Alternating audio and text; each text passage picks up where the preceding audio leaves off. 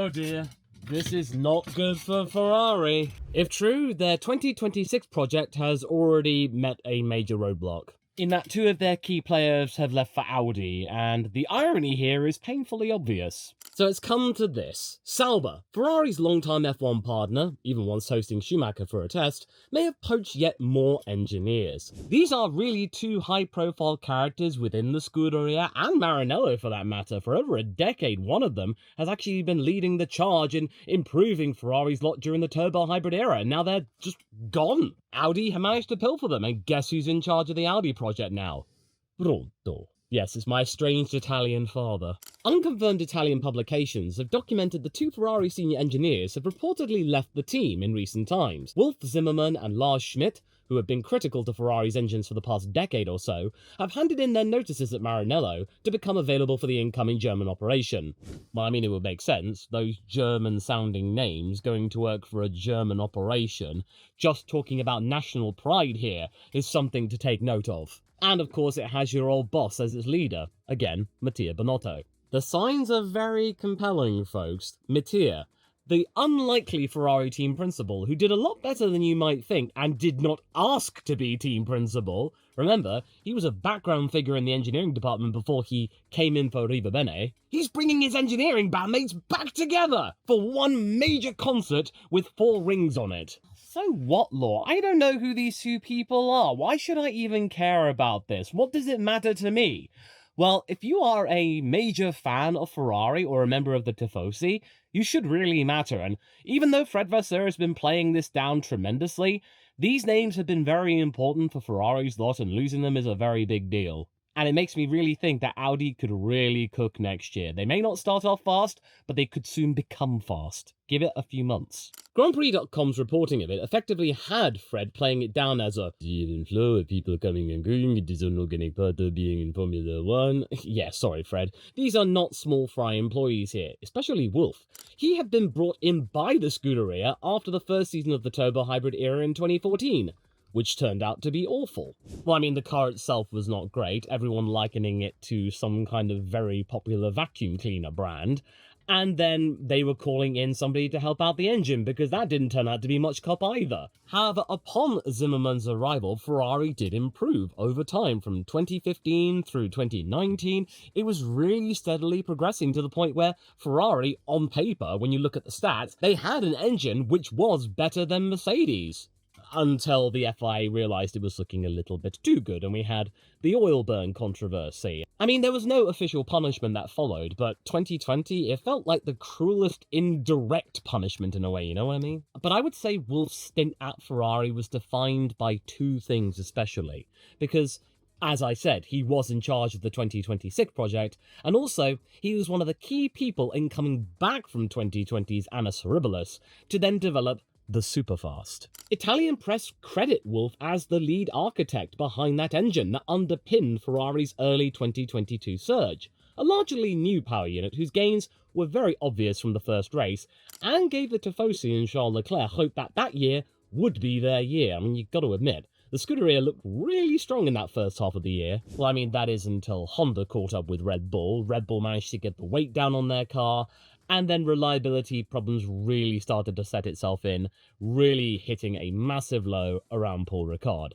as many of you may remember. And then in March 2023, Zimmerman was appointed to be leading the 2026 project, because understandably, come 2022, Red Bull powertrains have been able to convince the FIA and Formula 1 management to bring in an engine freeze, which means that they could catch up or get themselves ready for 2026, but it meant that in terms of finding performance gains, that was your lot. So with Zimmerman being the major architect of that in terms of performance, you may as well just have him doing something else other than twiddling his thumbs. And as we all know, that engine freeze really condemned Renault, and that's why they are bowing out now. I mean, they couldn't catch up fast enough due to underinvesting for 2014. And understandably, you might still not be convinced. You may not be really familiar with Wolf Zimmerman's name, but if you are very familiar in the engine community, that's the kind of name to make you really stop and take notice and go, oh dang, okay, alright, okay, this is interesting. It's like with Enrico Cardile going to Aston Martin for aero people.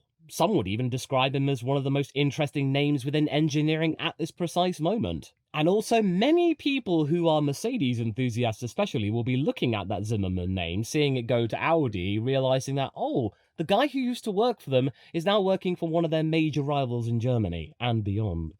Ooh, it's going to be spicy, folks. The rivalry between Mercedes and Audi over the next few years, it's going to be spicy. Who is the best German F1 team? And here is why this is really bad news for Ferrari.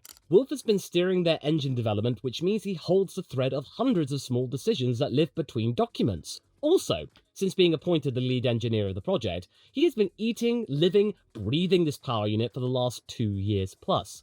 He hasn't been working for the current F1 team on a full-time basis since 2023.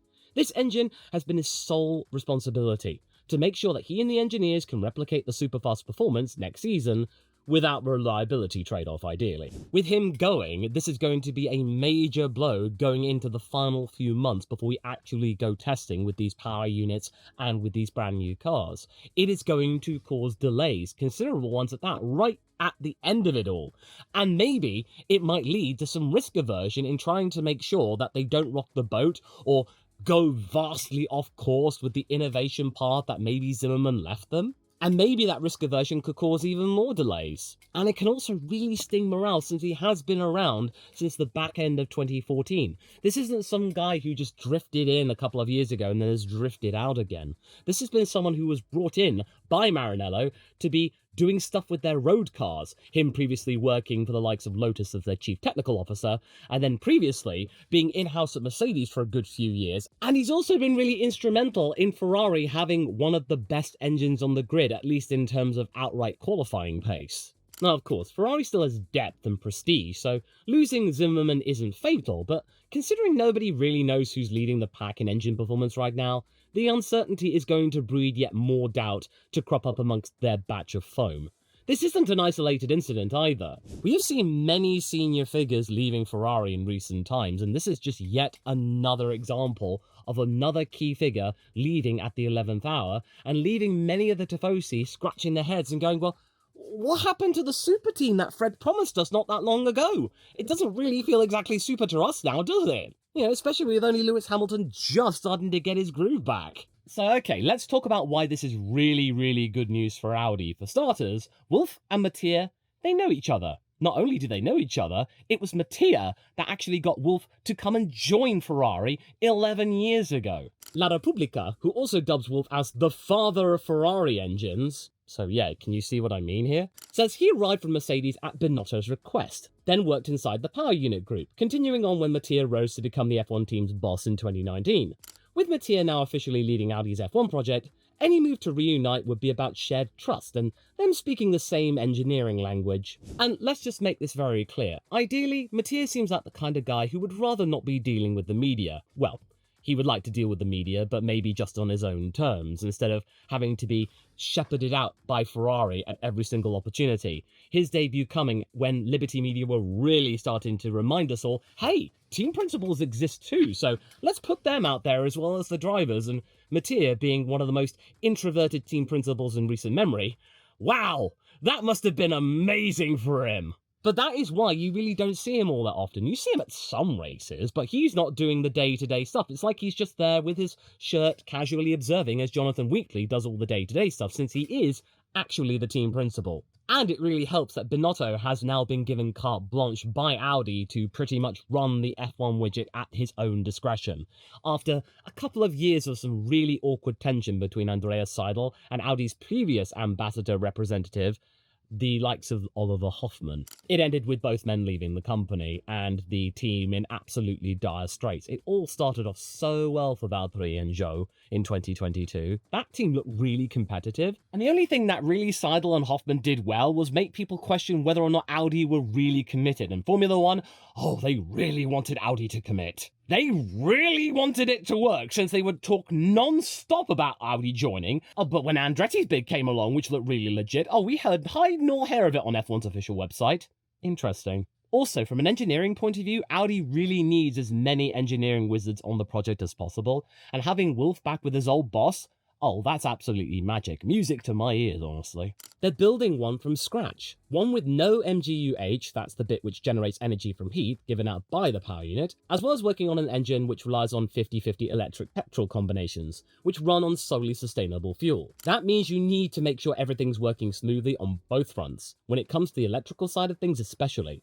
Remember when KERS was introduced in 2009? Some teams didn't run it. The ones who did saw an advantage. And Zimmerman has very, very good previous in what he was able to do for Ferrari in getting them back on their feet after 2014 proved to be incredibly mediocre for the Scuderia. In time, he was able to steadily improve upon that power unit to not only catch up to Mercedes, but to also, in some ways, actually surpass them, until, of course, the FIA nobbled them. So to have that kind of person who was very much at the forefront of innovation at Maranello, I think that's an absolutely huge coup. And yes, I am fully aware that Audi's not starting entirely from scratch. They are buying out the Sauber team, now owning it lock, stock and barrel. It is very different to what Cadillac are doing. They are really starting from scratch. But this commitment from Audi is the largest that the Swiss operation has ever seen in its entire living memory. Far more than what BMW was able to provide them. And as we've seen in the last couple of seasons, the transformation from being Sauber into what we see as the proto-Audi, it's really been a rough one, 2024 especially. But they have come out the other side, and they are now back in the midfield and really ready to be in the mix for the hunt for 6th place in the Constructors. What with Bortoletto coming online as one of the most impressive rookies of the season, and Nico Hülkenberg finally getting his first podium, and who knows what else. So going forward, with Wolff and Mattia working closely in a field which they both thrive in, this is going to matter a lot. Yes, Audi may start off slow, having had to do a lot of growing in a short amount of time, which hasn't been without its issues, last year having plenty of those.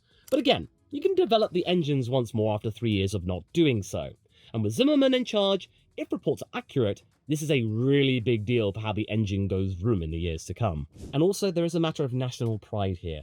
Germany is now going to have 2 Formula 1 teams. They have now got a German driver in Nico Hülkenberg who's back on good form, and they've got a sidekick of his which is doing really well. Who knows? They might end up having both of those teams in the upper half of the Formula 1 Constructors tally. That's going to cause a lot of internal rivalry when it comes to German television time, as well as German sponsors. We're already seeing that with the Adidas partnership that was announced just a couple of days ago, or as I like to call it, Audi-das. So yeah, Audi could easily challenge Mercedes' monopoly, as well as sting Ferrari for taking away some of their key employees in the engineering department. These people being key personnel at Ferrari while Binotto was in charge, are the Scuderia eventually going to live to regret in letting that man go? Do let me know down in the comments. Should Ferrari really have gotten rid of Mattia Binotto when you look back at it? And as for Lars Schmidt, although his name is not nearly as prolific as Wolff Zimmerman, he is still a very important deputy for Zimmerman to bring with him over to Audi. With Lars going with Wolff, it means he actually has a deputy who knows his work processes inside and out, and it means that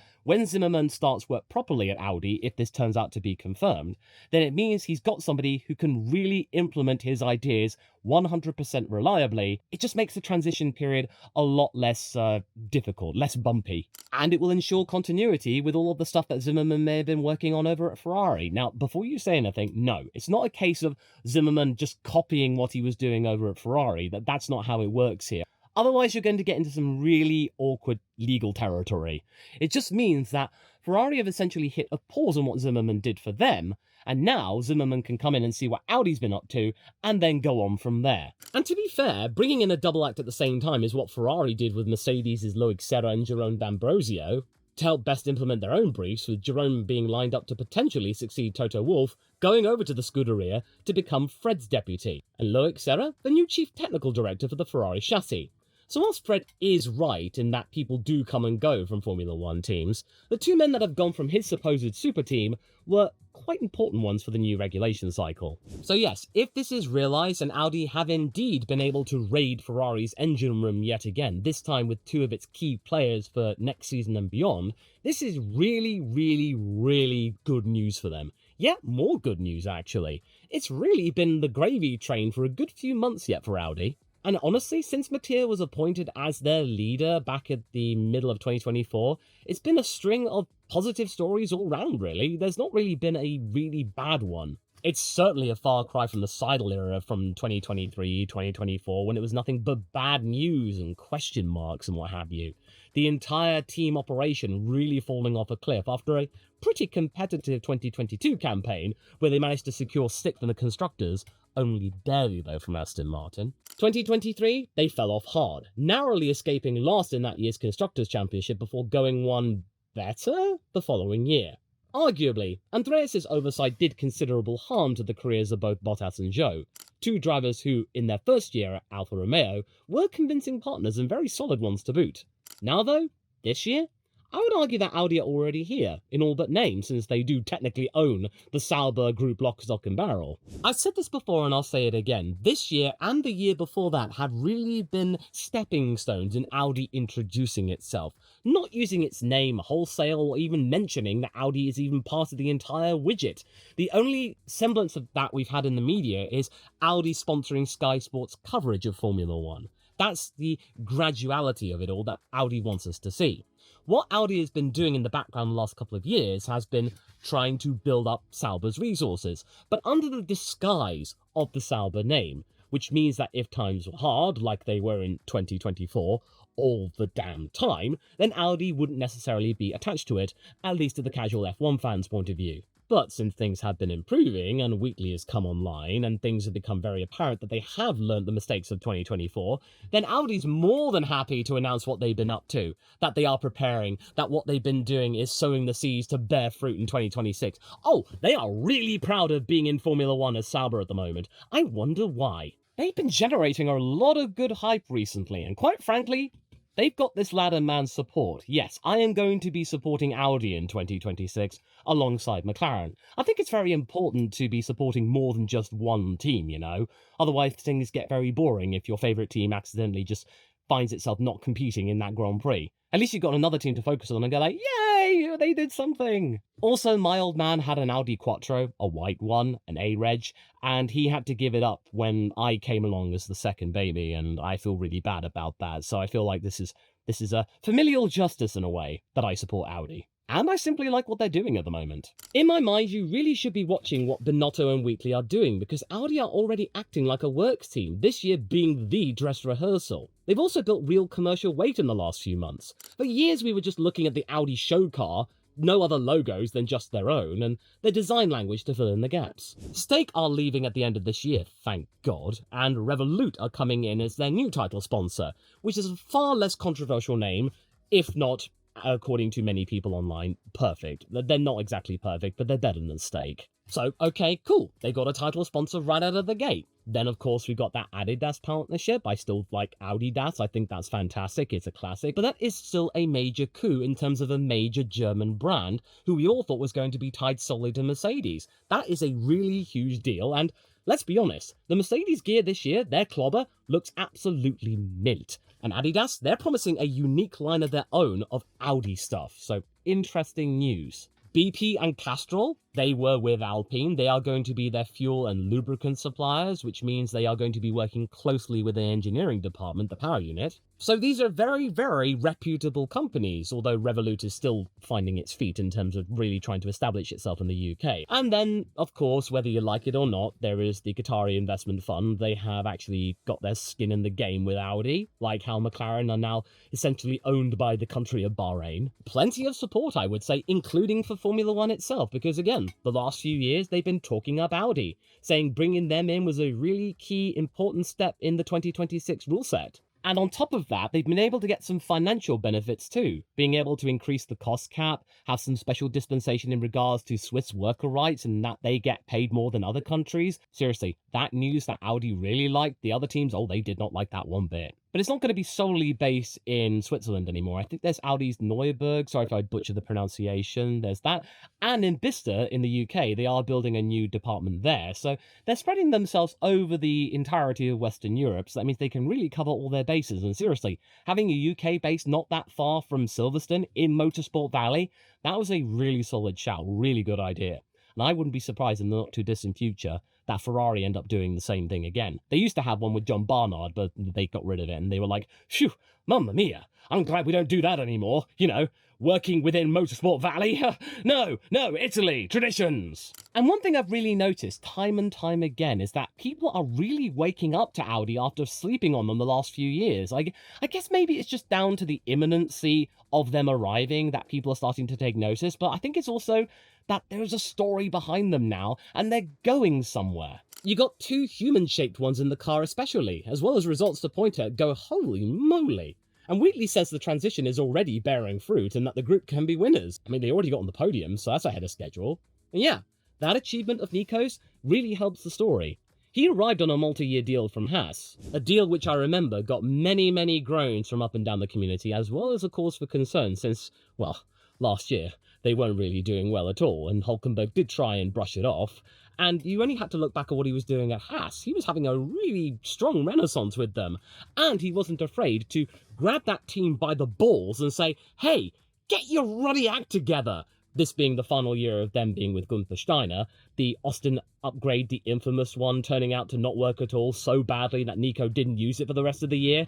Yeah, he was really a beacon of hope for that team alongside K-Mag. And then 2024 turned out to be a really strong year for him, to the point where he could be messing around with Checo at the Austrian Grand Prix just because he could. And as for Gabriel Bortoleto, my goodness, just look at the uptick from the Red Bull ring. Going from being a rookie who many wrote off as being unspectacular and destined for anonymity at the back for the year, he's instead become a very popular figure. One of the most impressive rookies alongside Isaac Hadjar this season, and also becoming a little bit of a sidekick to one Max Verstappen, even away from the track. He's also brought Brazil back to the grid full-time for the first time since 2017, and he's brought a great chunk of points along the way. This isn't just some hapless rookie or anything like that. No, Gabriel's got plenty of points to his name now, as well as many impressive Q3 appearances, outshining Hülkenberg in that department, surprisingly, shockingly even.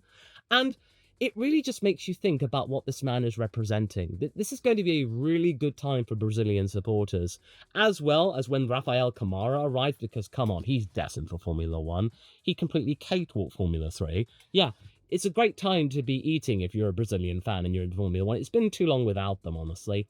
And hey, Ayrton Senna really did like Audi cars back in the day, so hey, maybe this was a sign, Bortoleto and Audi. Yeah, Gabi, Nico, oh, that's a really easy driver pairing to market. Absolutely easy. One of the easiest, in fact. So when you put that together with the Zimmerman news, Audi's really looking like a serious long-term play. The leadership's first rate having already proved it at Red Bull and Ferrari respectively. The commercial partners are coming in thick and fast, and they're really good ones, as well as the facilities coming online. All of this with a driver duo who are thriving, and we're seeing masses of upside from them already, with this team already having 50 points plus. That's crazy, considering last year they only had 4 of them. Yeah, 2026 with that brand new power unit may be a bit of a sidestep, or they may fall backwards again. They may be last, they may be 5th or 6th, who knows?